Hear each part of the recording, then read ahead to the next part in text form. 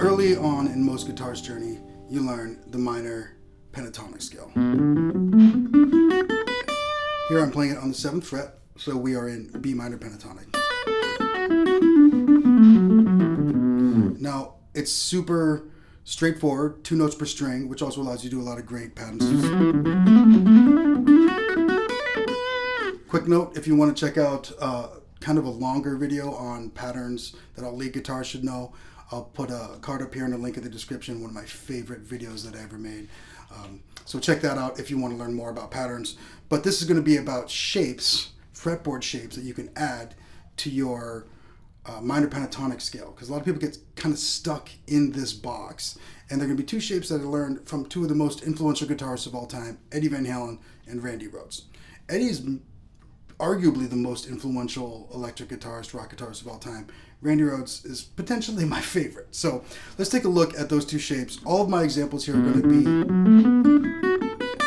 around this B minor pentatonic scale on the 7th fret in standard tuning, 7th position in standard tuning. But the first one at which we're going to look is going to be Eddie's Ice Cream Man shape. So Ice Cream Man is a song on the Van Halen debut album, one of my favorite songs by them. There's almost a sense of humor to Eddie's playing in it. It's really fun, it's very energetic, and the solo ends with this run that always piqued my curiosity when I was a kid. Now he's in E, so we're in a different position. We're going to take that pattern, we're going to move it down to B, but first let's take a look at what we're doing. Fret that last note correctly. And you might note that's all 4, 2, and 1 in terms of fingers. So that shape is really going to be the same for all fingerings on all strings. We're also only playing the middle 4 strings. We're not playing either the E strings, and we're not getting to the first fret or the first finger on the A string. So it's... Now I could add this. It's the octave of one of the other notes that he's already playing there. So we're going to go ahead and do that. Now let's take that shape and kind of transpose it on top of our regular. Now we've got our regular minor pentatonic. And we can go into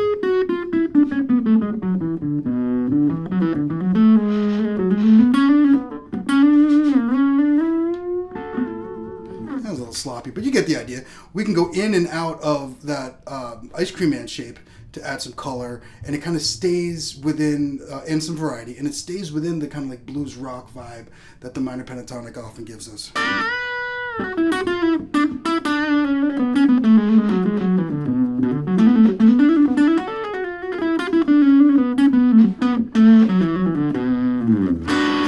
So yeah, I learned that from Ice Cream Man.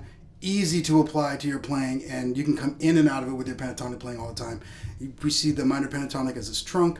This large branch goes off into kind of blues rock, and this next branch is going to go off into kind of more, it's going to be in the harmonic minor. I learned it from Randy Rhoads, and it's going to sound a lot more minor and maybe a little bit more classical, if that makes sense, certainly a little bit more neoclassical.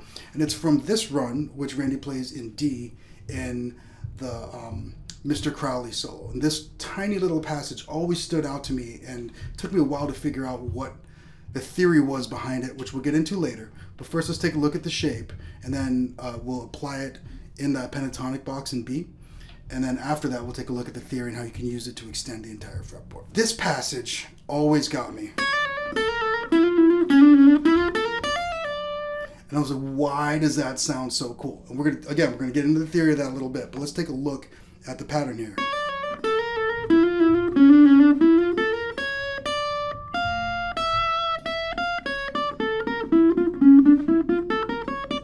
Notice anything there? Everything is a half step.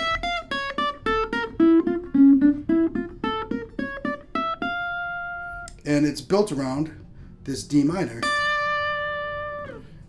which he actually does the like D minor pentatonic lick there, so you can see it's all in.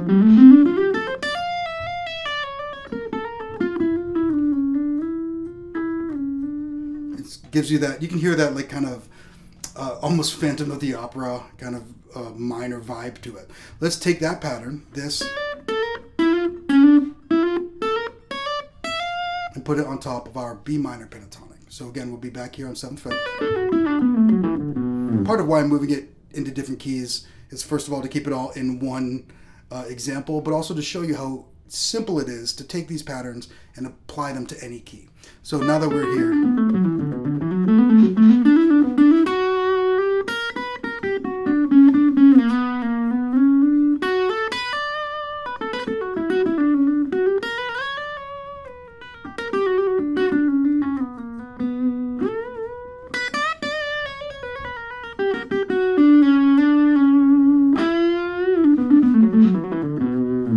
you can add that pattern again, kind of move in and out of it with your pentatonic, with your minor pentatonic box.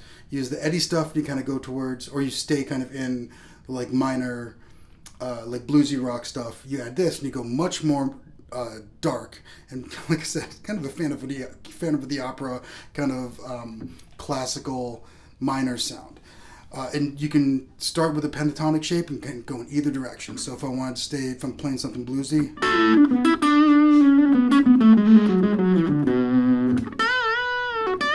I want to go minor. You know, so there I use both of them, and you can hear how the minor pentatonic scale is kind of the core, and then which flavor I want to add. This is like, what spices do I want to add into this meal, right? It's pizza. Do I want anchovies on it? No, thank you. I'm vegetarian, so I don't want mushrooms on that. So we can choose kind of which direction it goes, but it's still a pizza. Hopefully that landed. I don't know. So let's talk about the theory behind that really quick. And you'll note earlier I mentioned that all of those, I'll stay in B here, are half steps. Those are all the shapes that he plays there. Now, hold on. Let's take a look at this. This is the octave of this. And this is an octave of this. This is A sharp and B. And this is C sharp and D.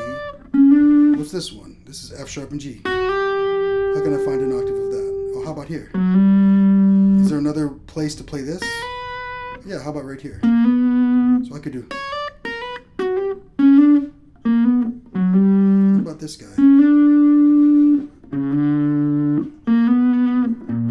So I'm just finding octaves of them. Now what do I have?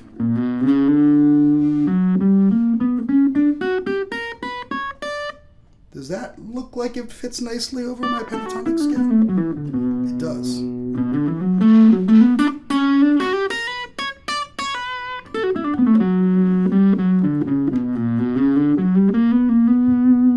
So we've got an opportunity to take just those, because there's really only 3 half steps there.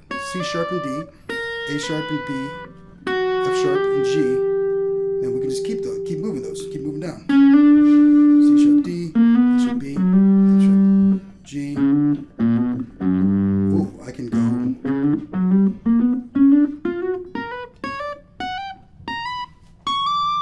So you can open up the entire fretboard knowing where just 3 notes are. In this case, I need to know. So that's G. I'm sorry, that's D. We're going half step up to that. Our root B, half step, and then we have F sharp with a half step. So, okay, I want to jump way up on the fretboard. How about I go to this F sharp?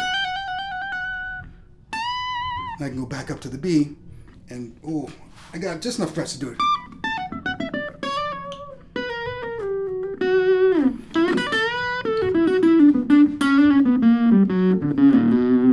So you saw there, I used the half steps to kind of traverse the fretboard to be able to get down to a lower position where I stayed in the pentatonic shape. So I used that pentatonic shape way up here.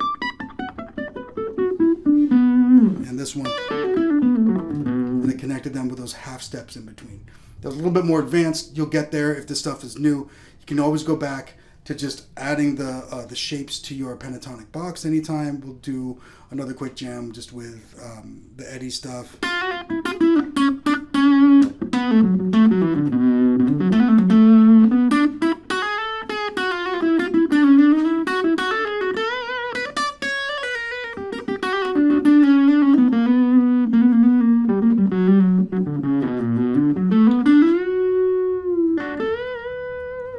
So yeah, some very straightforward shapes that you can add to your playing from 2 of the greats. Hope that you found this helpful and instructive and fun. Keep jamming, play the guitar, have some fun as often as you can with it. Keep learning. If you're interested in private lessons with me, there's a link in the description. You can sign up as a private student on my Patreon, or you can just sign up as a free member of the Patreon and get early access to all the videos like this, as well as some exclusive content and access to the Guitar Chord Survival Kit, second edition of which is coming out soon. Thanks. Keep jamming. Have fun out there. Cheers.